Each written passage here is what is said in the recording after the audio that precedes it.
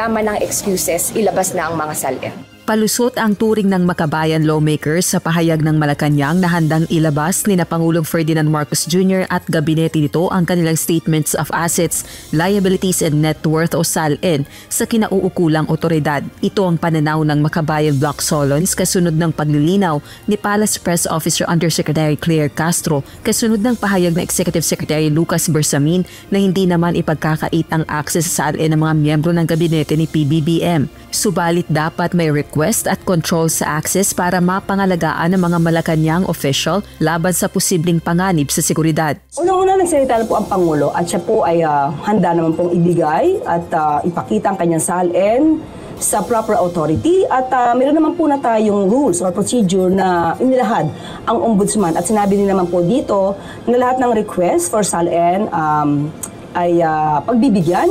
Pero may mga certain guidelines po na ibinigay ang Ombudsman. So, ang ehekutibo po ay tutugon dito.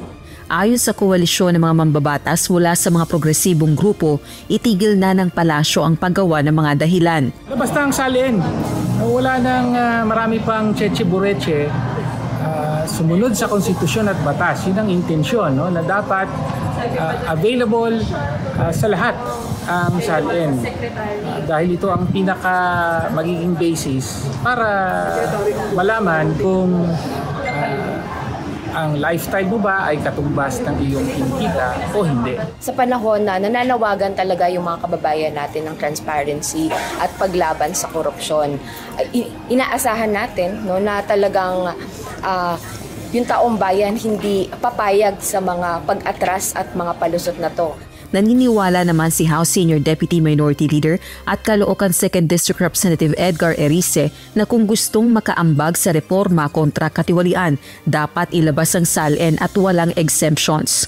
Kung talagang nais namin na makapag-contribute sa pagbabago, ilabas namin lahat. Wala nang dapat sinisino, wala nang mga kondisyon.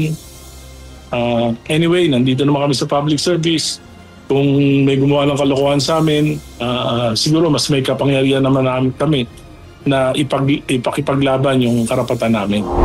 Samantala, naglabas naman ng isang open letter para kay PBBM ang ilang trade unions at business groups na nananawagan kay Pangulong pangunahan ang paglaban sa pinakamatinding corruption scandal sa kasaysayan ng bansa. Minumungkahi rin ng mga ito ang ilang hakbang para maibalik ang tiwala sa gobyerno bago tuluyang maubos ang pasensya ng publiko. Kabilang na ang regular na pakikipagpulong sa mga employer at manggagawa na pangunahing nakaalam ng epekto ng katiwalian sa mga trabaho at pamumuhunan ng mga Pilipino. Gayon din ang pag-certify as urgent sa mga panukalang batas na magbibigay ngipin sa Independent Commission for Infrastructure. Marapat ding lumikha ng Special Division sa Anti-Graft Court Sandigan Bayan na hawak sa mga kaso ng katiwalian sa infrastructure projects.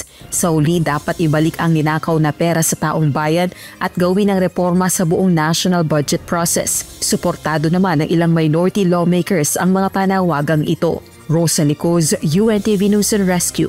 Diyos ang aming sandigan, serbisyo publiko ang aming pinahahalagahan.